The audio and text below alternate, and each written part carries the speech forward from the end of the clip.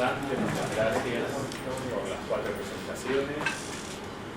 Vamos a abrir el espacio para preguntas. Sí. Empezamos con Flaviano. Un comentario. Digo, primero que nada, es refrescante lo de Gerardo porque reivindica la política. Pero es una reivindicación de la política, me parece que es una actividad que uno... Digo, muchas veces se habla de las redes como forma de comunicación política. Yo creo que despolitizan, no es política, eso es despolitizar.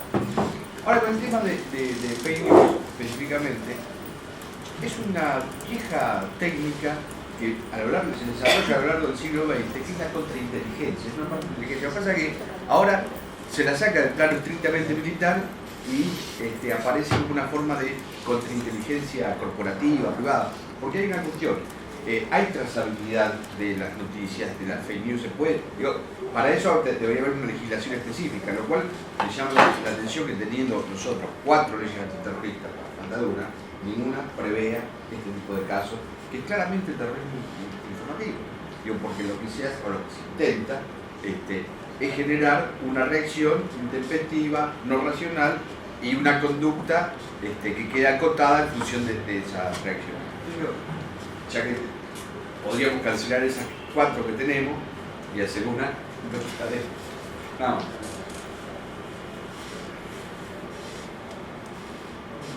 ¿Quién más? No, simplemente sin ser profesor, así un poco viendo a ver qué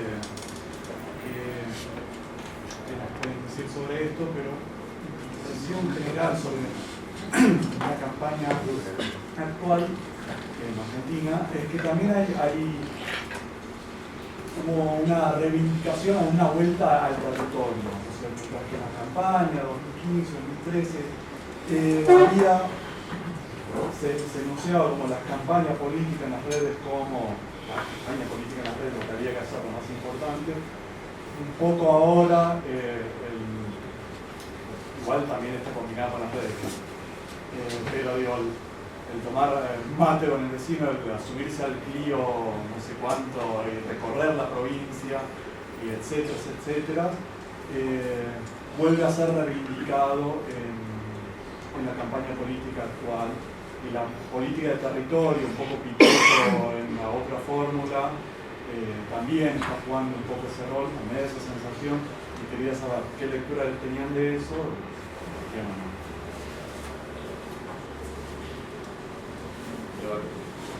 Sí, gracias a las invitadas, los invitados del día de hoy.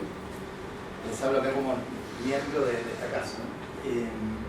Hay varios temas o interrogantes que me sostienen las presentaciones de ustedes, me parece muy sugerente además en este contexto, ¿no? En el contexto electoral.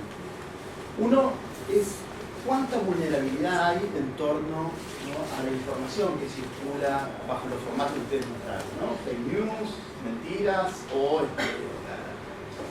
posverdad, ¿no? Es decir, cómo constriñen un viejo debate que aparece siempre en la ciencia social y en la sociología en particular, ¿no? Cuánto de estructura, cuánto de acción. Este formato informativo parecería como la estructura que condiciona ciertos elementos de la acción. Entonces uno se pregunta cuán cierto puede ser esa aseveración o no, digamos, ¿no? Es un interrogante. ¿Cuánto eso efectivamente impacta en los comportamientos diversos que puede tener la población? Y uno de ellos es el electoral, ¿no? Porque obviamente determina muchos elementos que constituyen a la vida societal. Ese es un punto. Después, el otro punto tiene que ver ya más con medición, ¿no? Es decir, si yo evalúo, les cuento esto porque ya está escrito, ¿no? Soy partícipe de esa escritura, ¿cómo fue el comportamiento electoral de los jóvenes en términos generacionales en las últimas elecciones, no solo en Argentina, ¿no?, sino que también en Inglaterra, Francia, España, Estados Unidos? Tomando el siguiente elemento, que la inmensa mayoría de los jóvenes consumen más media en relación a la población adulta, y sobre todo la población adulta mayor, en países en los cuales la población mayor adulta es mayor que los jóvenes. ¿Bien? Partimos de esa. El caso argentino, hay 9,3 millones de votantes menores de 30 años y hay 9,8 millones de votantes de mayores de 50 años. ¿Bien? Y donde los votantes menores de 30 años tienden a participar en menor medida que los votantes mayores de 50 años. Hay una leve proporción donde hay un porcentaje no menor de jóvenes que no participan de los procesos electivos, a pesar que en Argentina es obligatorio.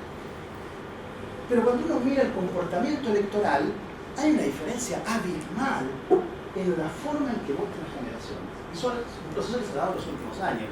Es decir, si los jóvenes son los que están más, acá voy a un dato, si los jóvenes son los que más están involucrados a estos procesos, entre comillas, que estarían determinados por la estructura comunicacional, curiosamente se comportan electoralmente de manera muy distinta. Es lo que ocurrió con el voto a Clinton en Estados Unidos, es lo que ocurrió con el voto a Jeremy Corbyn en Inglaterra, es lo que ocurrió con el voto a Mélenchon en Francia, es el voto que ocurrió con Podemos en España. Incluso en la última elección, que sacaron el 15%, cuando uno mira la proporción de jóvenes de 30 y menos, estuvimos cerca del 40%. Y cuando yo miro, por ejemplo, las encuestas argentinas, ustedes saben que si los votantes hubieran sido exclusivamente menores de 30 en la última elección del 2015, hubiese ganado Scioli. Y si la elección del 2017 en la provincia de Buenos Aires hubieran votado los menores de 30, hubiera ganado Cristina Kirchner con una ventaja considerable. Y si uno mira las últimas encuestas, no voy a decir la consultora, ¿no? Tomando en cuenta este proceso, estructura-acción, cuando yo miro esto y digo, miren, los menores de 30 en las últimas encuestas en Argentina dan una diferencia de 20 puntos a favor de la fórmula Fernández-Fernández sobre la fórmula de Macri en los menores de 30. Y los mayores de 65, que son los que consumen en menor medida más media, ustedes lo pueden verificar en las diferentes encuestas, la proporción a favor del voto a Macri es 30 puntos porcentuales mayor que el voto a Fernández. ¿A qué voy con esto? Es decir, ¿hasta dónde ese proceso, ¿no? Yo lo miro como sociólogo, no lo miro como comunicadora, lo miro como sociólogo. ¿Hasta dónde ese proceso, ¿no? que aparece en la comunicación como elemento estructurante, condiciona los votos, curiosamente, de la inmensa mayoría que consume más media, pero que vota distinto a estos elementos que aparecen en la comunicación? Fake news, posverdad, mentiras. Lo tiro para reflexionar y para... Mariela. Sí, quería justamente hacer un comentario a tu intervención, Leonardo. Sí, me gustó mucho, aprendí bastantes cosas, pero me quedó ahí una idea que me genera bastante, digamos, pensar cómo se instrumentaría esto que vos decís. Bueno, el ciudadano común ahora se encuentra que hasta tiene que controlar qué es lo que qué es lo que dicen los medios, como que no puede confiar en los medios, se encuentra como que tiene que hacer un trabajo extra que es filtrar toda la información que recibe.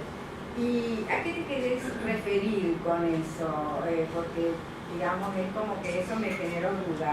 Y por otro lado, otra cuestión que esto lo pensé hace un rato, ¿cómo se conecta entonces todas las intervenciones con esto que estamos escuchando que tiene que ver con la internet profunda, con ese que dicen deep internet, donde aparecen cuestiones vinculadas a los delitos, donde hay toda esta historia de las páginas, que no lo sé, que quiere decir por ahí yo soy una víctima más de lo que escuché, que te estoy transmitiendo algo que escuché en los medios que no sé si es cierto, si ahí estoy en el rol del ciudadano que tiene que verificar de alguna manera o tratar de encontrar qué es lo que hay detrás de lo que se escucha. Bueno, empezamos de nuevo la ronda con todos, van contestando lo que quieren. Hacemos después, si tenemos más tiempo, otra. Leonardo. Sí, dos cuestiones. Se planteaba en determinado momento que si teníamos que responder a este decálogo que nos proponen las redes, ¿no? Porque WhatsApp y Facebook, bueno, todo es la misma empresa.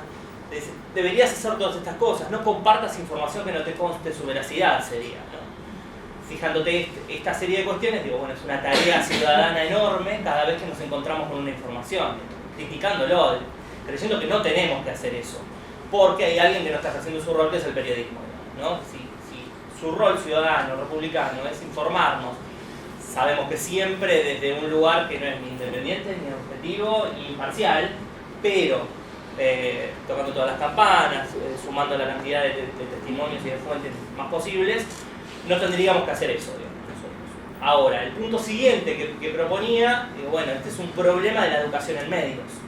Cuando yo iba a la escuela secundaria y me enseñaban alguna materia relacionada con medios de comunicación, era qué es un título, qué es una volanta, qué es un epígrafe.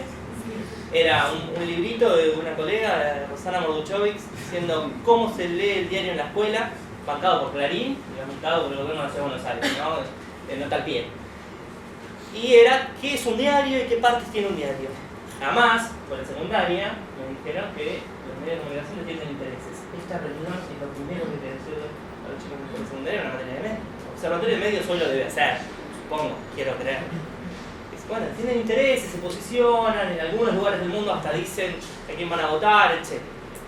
La crítica es, tenemos que hacer todo esto porque hay determinados roles que no se están cumpliendo. Uno es los medios de comunicación, los más grandes y demás, no posicionándose, no diciéndonos abiertamente dónde están, sino utilizando estas tres grandes variables, que son la independencia, la objetividad, ese grado cero de ideología desde donde creen que hablan, y una educación en medios que uno no la ve en una escuela secundaria como si fuera una materia más, pero en definitiva los medios de comunicación junto con otras variables nos ayudan a tomar decisiones. Desde qué corte de pelo nos hacemos hasta quién votamos, también ayuda, también participan en nuestras decisiones. No son determinantes, pero también participan. Entonces me parece que podríamos estar educados en medios de una manera crítica. Digo, por ahí va la crítica a qué deberíamos hacer nosotros. Y el otro punto, no llegué a buscarlo porque ya me tocó hablar enseguida, pero hay un documental sobre deepfake, deep news, ¿no? que es interesante, también está en Netflix, creo que es una serie, que son unos capítulos. Son páginas, sitios, ¿a qué se llama deep? Digamos, son páginas, sitios, espacios que no están indexados en los buscadores, o sea, no lo vamos a encontrar en Google, ¿tá? En donde circulan determinadas prácticas que son ilegales, están por fuera de lo legal, podemos pensar desde venta de drogas hasta de órganos, ¿no? Son cuestiones que se encuentran en una web profunda, no indexada, no la vamos a encontrar fácil, deberíamos tener la dirección para encontramos comunidades de nazis, por ejemplo, ¿no? Que no están en la DIP, inclusive, pero también en la DIP podrían estar diciendo otras cosas. Digo, es un lado B de Internet que no es fácil acceder, pero que existe. Donde está el 96% de la información de Internet. Bueno. ¿Cómo? El 96% está oculto. Si nosotros accedemos al 4% de toda la información disponible. Quería intervenir en una cosa más, pero luego. Bueno, varias cuestiones me parecen muy interesantes las intervenciones que vinieron después y también los comentarios. Una cuestión en relación que quería traer en relación a tu comentario, yo para nada soy especialista en encuesta, pero sí me parece interesante esto de, bueno, si los votantes jóvenes, ¿no? Son en un porcentaje muy alto, digamos, ¿quién es el kirchnerismo? Acá en la Argentina, y entonces, digamos, la pregunta de si digamos, entenderían, tienen poca o mucha influencia entonces ese contacto que tienen con las redes sociales, dado que votan diferente a esos contenidos con los cuales supuestamente entran en contacto. Entonces me parece que efectivamente una pregunta entonces para hacerse ahí quizás está en la comparación, ¿no? Hubo un cambio en lo que fueron las elecciones de 2015 con respecto a las anteriores. En cuanto a la votación, efectivamente, un partido tenía más votos en una elección y otro. Entonces me parece que ahí quizás sí se podría ir a buscar esos casos, digamos, como pregunta, ¿no? que me generaba la intervención, a buscar esos casos que sí, efectivamente, en ese contacto de las redes han cambiado su vida. Me refiero a los jóvenes. Y me parece como una pregunta para hacerse, que me disparaba tu intervención. Entonces, ¿qué han pasado en ese contacto? Ir a buscar, bueno, sí, efectivamente, en ese contacto con, no solo con la fake news, sino con esos movimientos sociales que se la den en las redes, que después tienen contacto con el espacio público, que llegan a tomar el espacio público, digamos, o sea, ¿no? Las redes están en interacción con los medios y con el espacio urbano, y me parece que en eso hay una pregunta para hacerse acerca del cambio de voto.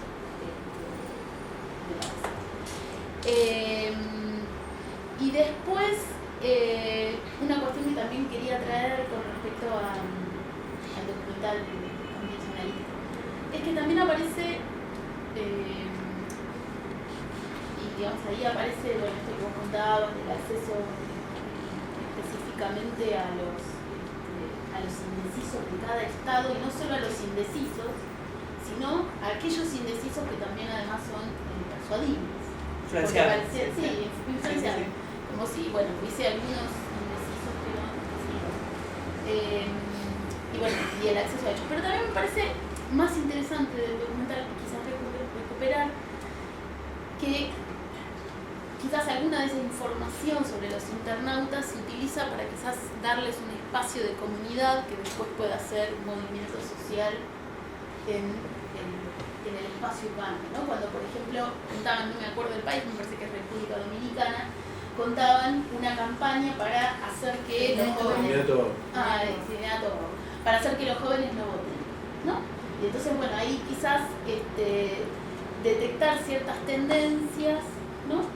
Y entonces quizás después poder generar ese tipo de movimientos desde las redes, que por supuesto, como apareció, tienen como relación con las actitudes, con las creencias, no es que solo desde las redes, pero sí me parece que recuperar un poco también eso, ¿no? Como que también se puede desde ahí tratar de construir una comunidad, que a veces se puede hacer desde trolls y bots, y también hay un montón de casos de campañas, acá en la Argentina hay, estuvo comprobado, hay consultoras, lo publicaron grandes medios que se comprobaba que utilizaban trolls y bots, y también se contó acá la existencia de trolls, y sin embargo aparece la campaña, intervienen los trolls y los bots que están operados, etcétera, y después se suman también los internautas comunes, y eso a veces genera un giro en el modo en que esa campaña se está dando. Y después también, además, los internautas comunes se aglutinan, ocupan el espacio urbano, digamos, y eso como que conmigo. Entonces, como que un poco también quería recuperar eso.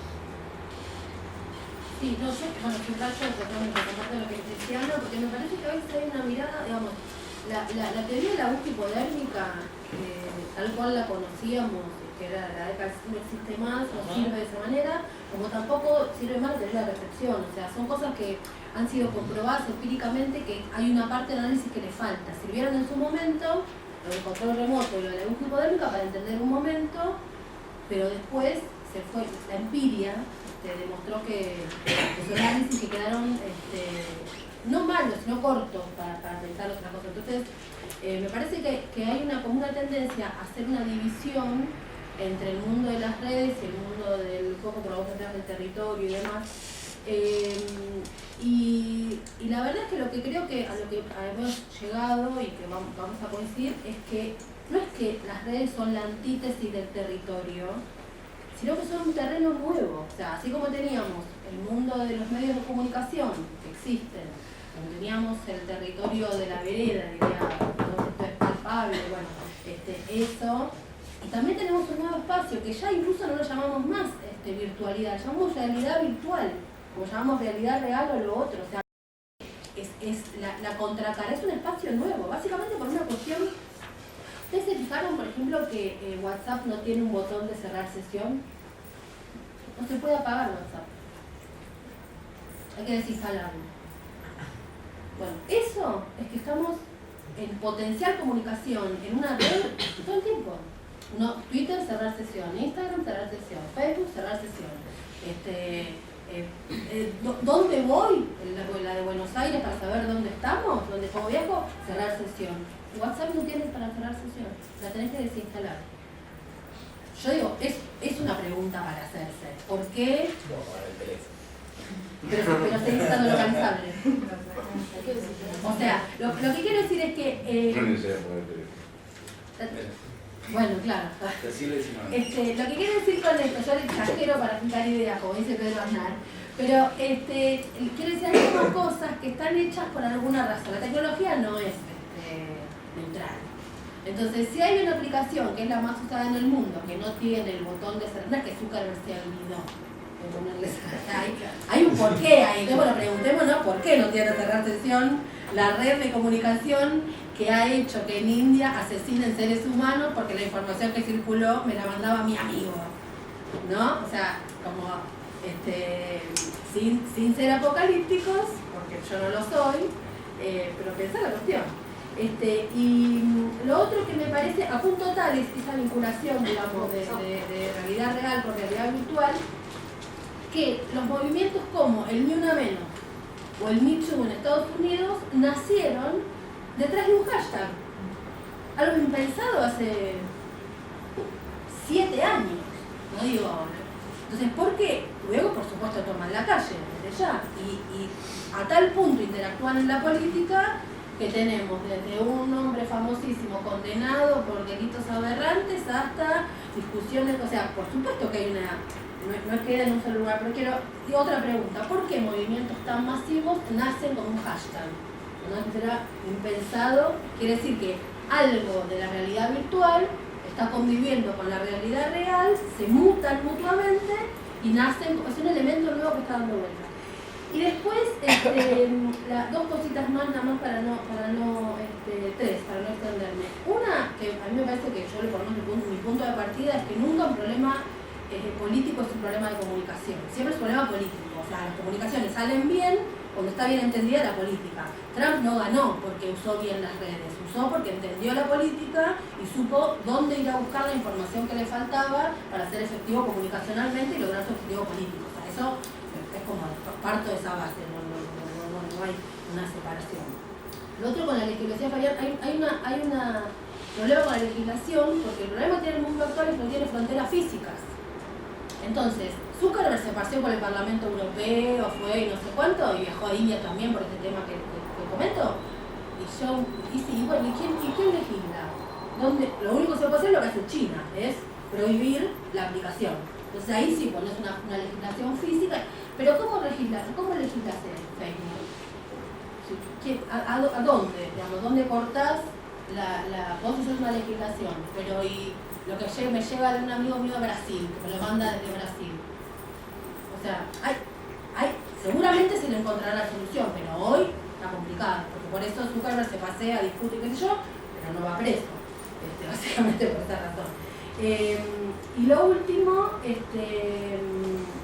que dos cositas. Uno, por ejemplo, con el tema de los jóvenes es muy importante esta cuestión porque además de cómo vayan a votar, hay un tema que se está analizando profundamente y es el modo de consumo. Los jóvenes no consumen más ni medios de comunicación ni nada parecido con horario. Ellos consumen on demand, ¿no? Todo. Desde mi hija de 8 años con sus series y YouTube, todo.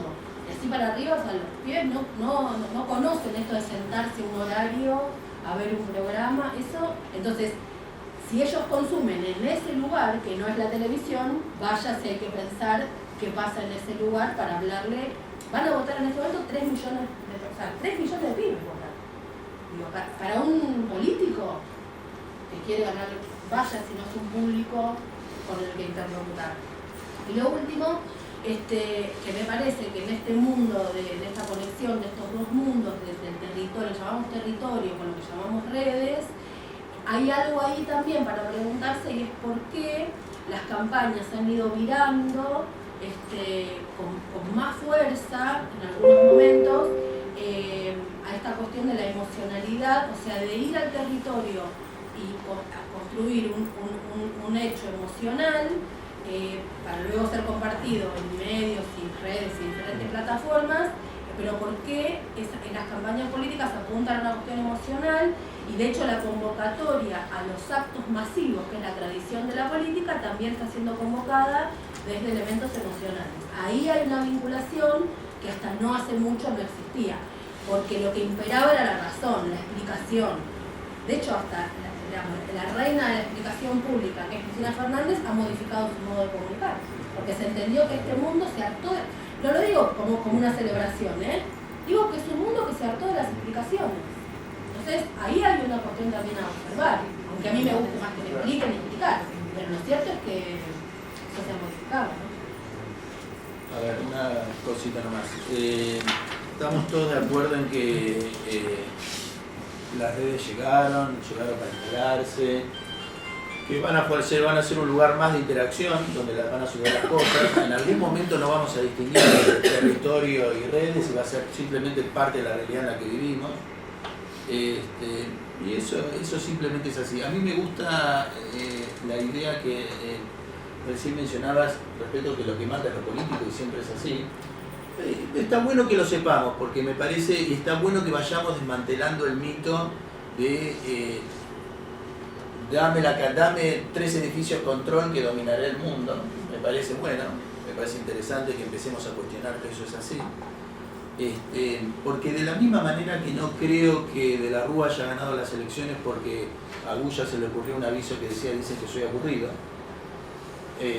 tampoco creo que Macri haya ganado las elecciones porque haya entendido en el 2015 una nueva manera de hacer política en las redes. Sin embargo, que tanto Agulla como quien haya, Durán Barba, quien haya sido el cerebro detrás de la estrategia campaña de Macri en el 2015, entendió políticamente cuáles eran las corrientes que circulaban en la sociedad y hizo algo que simplemente se encauzó en esa corriente. Al menos no la molestó. Yo lo que le pediría a cualquier campaña inteligente, al menos que no se interponga en el flujo de los acontecimientos de la vida. Si logra hacerlo ya es suficiente. Ahora, después está el negocio que cada uno quiere hacer y Agulla diga, miren, yo hice que De la Rúa sea presidente, o que han hecho analítica diciendo, porque Inglaterra salió de la Europa gracias a mí, ganó Trump, y además Trinidad y Tobago, y además Bolsonaro, ya es como complejo. En ese contexto está la discusión entre razones y emociones. Yo no sé si es algo nuevo el tema de las emociones, honestamente. De la misma manera que veníamos discutiendo hace tantos años el tema de la aguja hipodérmica, totalmente de acuerdo, y es lo mismo. Ahora nos van a vender que el tema de tocar las emociones es nuevo y que... Weber, escúchame, cualquiera que haya estudiado el origen del nazismo en Europa en los años 30, ¿qué argumento racional usaban para meterle miedo a la poblacionaria respecto de la comunidad judía? Digo, por favor, vayan a cualquier museo del Holocausto y verán los juegos que les daban a los chicos con el único objetivo de meterle miedo de el judío que iba a venir y le iba a comer a los...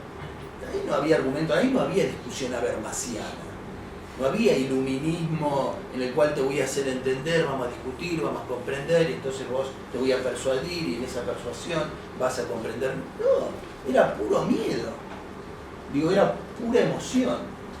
Y vuelvo otra vez, la discusión entre la racional y la emoción es tan viejo como la Biblia. Entonces, creo que nos están vendiendo como nuevo algo que de nuevo no tiene nada.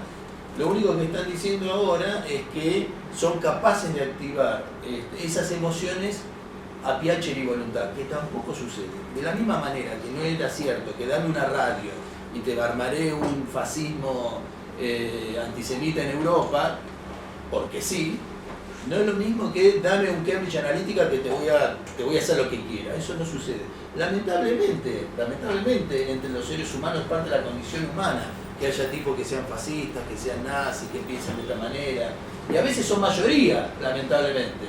Bueno, y ahí tendremos que convivir quienes no pensamos de esa manera y tratar de que no ganen. Y ahí voy al tema sobre los jóvenes, porque es un tema que me interesa muchísimo, la verdad. Conocerán los trabajos de Ronald Inglehart, que trabajó muchos años sobre el tema del cambio de valores. Tenía una encuesta mundial y estaba obsesionado en entender cuándo las sociedades dejaban de tener valores materialistas para ir a los posmaterialistas, que hace 30 años era el medio ambiente. Bueno, y decía que y se quemó la cabeza y libros y papers tratando de entender cuál era la razón que explicaba que las sociedades mutasen y hubo, me acuerdo, tuve la desgracia de leer cuando creyó que el tema era el desarrollo económico. Entonces decía, bueno, en realidad lo que pasa es que las sociedades más económicamente desarrolladas desarrollan valores. Bueno, finalmente terminó con un argumento, la edad. Descubrió que eran los jóvenes que en todos los distintos países más o menos desarrollados eran los portadores de nuevos valores. Otra vez, Paul Lasserfeld escribió sobre las condiciones de los determinantes del voto hace chiquicientos años y también después de discutir volvió a descubrir que el tema de la edad era... Entonces, evidentemente, a mí también me fascina el tema de cómo... Pero yo creo que tiene más que ver con la edad que con el cierto consumo de medios y de redes. Y seguramente lo hacen y de distinta manera, pero de la misma manera que van a bailar en mayor proporción y escuchan otra música que alguien de 50 años. Digo, tienen muchos hábitos que son distintos los jóvenes, las personas, no solo el consumo de redes, no solo cómo consumen las redes. Y el tema es que estos chicos de 20 años en algún momento van a tener 50 y andás a ver qué es lo que pasa y otra vez el ciclo va a volver. Por eso me encanta el tema, creo que es central. Digo, me parece que es mucho más... Por favor. Nosotros hicimos un estudio de las elecciones argentinas del 2003, 2007, 2011. En esas tres elecciones que vos las podés revisar también, no hubo un cambio de comportamiento electoral generacional. El primer cambio de comportamiento generacional fue en 2015. Por eso nosotros lo observamos. Anteriormente es muy homogéneo. Los movimientos del fascismo en Europa tienen un personaje que ahora están acá, tiene un personaje que es un sapo. Se llama Pepe. No es el sapo Pepe, nosotros. Sí. Ese sapo es un meme de lo más amoroso. Es la identificación de los jóvenes con el nazismo. Y los movimientos estos están, las votaciones, son movimientos que están avanzando de la mano de los jóvenes. Pero el problema no es el sapo Pepe, porque No, de la misma manera que el problema no es la propaganda de Son Bulla. preguntas nuevas que yo creo que hay que hacerse. Sí. Porque si no, no leamos más. Si yo empecé a está todo dicho, no pensé más. No, pero imagínate que se puede quemar libros como Ray Bradbury. Bueno, para eso. Pero... Entonces, lo que quiero decir es que hay acá un elemento, me parece absolutamente central, porque por un lado tenemos en la Argentina que votan como votan, uno dice, bueno, acá vos tenés una especie de lógica, en nuestra cabeza antigua, yo soy una mina gutenberiana, ¿no? Pero al mismo tiempo uno va viendo que hay un viraje y vos decís, ¿qué pasó entre la explicación que van hablando y lo otro? Y para mí ese es un dato, es un comportamiento generacional que se parece a los países del mundo. Que no lo tenía Argentina. No, bueno, seguramente esa movilización... Fruto de la dieta, entre comillas. Ahora, no para entrar en una discusión contigo, ni mucho menos, pero digo, está bien lo que decís, a mí también me interesó mucho el sapo Pepe. Pero digo, el problema no es que el sapo Pepe solo es posible en el mundo de las redes sociales o en este mundo de las redes y las plataformas y que eso activa o favorece o estimula el surgimiento de nuevos nazismos. Porque si no hubiese sido el sapo Pepe y las redes, hubiese surgido en otra instancia, por otro canal, en otro soporte, diríamos. Porque el problema es el nazismo, no el sapo Pepe y las redes. El problema es que hay mucha gente que cree que eso está bien. Que después, si usufructan o hacen uso del soporte de manera más inteligente, no es porque el nazismo es de alguna manera más adecuable en las redes. No es que es un soporte, no es que las redes son un soporte que de alguna manera facilita más la circulación del fascismo que de un sano iluminismo racionalista bermasiano, al cual yo también adquiriría. No, digo, salvo que me digan, no, mirá, está demostrado que las redes de alguna manera, por la razón que fuera, que digo, escucho, las redes posibilitan la circulación. Claro, porque el fascismo requiere decir, pero entonces el iluminismo y la razón y las buenas cosas no toleran 140 caracteres. No se puede explicar algo complejo en algo chiquitito. Eso es un punto. Es que es muy interesante porque entonces las emociones son solo emociones que puede activar el fascismo. Ponele que yo acepte el caso de que se resuelven las emociones, que tampoco lo creo, no importa. Que entonces, digamos, la buena gente no puede activar buenas emociones, porque las únicas que hay son el odio y el temor. Y ponele que solo sea el odio y el temor, dale. Entonces, ¿no somos capaces de activar el odio y el temor al fascismo? Que lo único que pueden activar es el odio y el temor al populismo. Perdóname, ¿y si pierde Macri qué? De pronto ya los trolls no sirven, intentaron activar el temor y la angustia a la vuelta del populismo y resulta que no, porque es muy probable que pierda Macri. pero perdón, Dale. no estoy de acuerdo con eso. No, pero Ahí veremos. Es más complejo. Exacto, hay más complejo. Hay que poner. Para charlar. Tenemos 5 minutos. ¿Cuánto tenemos? 5. No, yo solo un comentario en relación al nazismo y a estos movimientos antiderechos. Me parece que una cuestión que sí hay que tener en cuenta es que estos movimientos antiderechos, efectivamente, movimientos también nazis, etcétera, se están articulando hoy en las redes. Entonces no me parece que pueda ser fácil de separar, como por un lado decir, bueno, está por un lado el nazismo y por otro lado están las redes, y como si fuesen dos cosas aisladas. Efectivamente hoy se están articulando en todo el mundo a través de hashtags, etcétera, que como sabemos después se articulan por fuera, en el espacio urbano, ascienden a los medios masivos, etcétera. Entonces me parece que en ese sentido hay algo a estudiar que va en conjunto, no es que las redes generen, me parece a mí. no estoy diciendo que se tenga que estar separado. No, pero digo, no es que las redes generen más o menos así, de hecho así como se aglutinan esos movimientos antiderechos, como también los movimientos en contra de la ideología de género en toda Latinoamérica y también acá en nuestro país. No solo los de odio, tampoco. Por eso, no solo los de odio, sino también movimientos como Ni Una Menos, o movimientos pidiendo justicia por los estudiantes desaparecidos en México, Ayotzinapa, etc. Entonces, me parece que sí, lo que hay que estudiar, o me parece que es como algo a tener en cuenta, es cómo efectivamente se dan esos movimientos de odio en las redes, que se están articulando en las redes, y que no hay movimientos de odio que se articulen por fuera de esos espacios digitales. Digamos, tienen siempre como una pata, más allá de que puedan estar más o menos mediatizados, pasan por ese proceso de mediatización. No, para sumar a un debate que había aparecido acá son las teorías de la comunicación. Acá nuestro compañero nos decía que era sociólogo y que no estaba en las teorías, y apareció esta idea de funcionalismo que no va más, decía Mariana, ¿no? La búsqueda ecodérmica, o las teorías de la recepción, el control remoto, ya en el medio nos estamos olvidando a las teorías que planteaban que no éramos receptores como el funcionalismo, sujetos de los efectos, sino alienados, ¿no? La escuela de Frankfurt, alienados, que más o menos el diagnóstico es más o menos parecido con otra perspectiva, sino que hay algo posterior a todo eso, y es donde se pueden dar las cuestiones que señala Ana, que es las comunidades de sentido. Si tenemos que ponerle nombre a estas bibliografías, va a tener que ver con el desarrollo de Jenkins, propios del 2010 para adelante, 2008-2010, Eva y Lowe's, que habla de sentimientos, ¿no? Y las redes.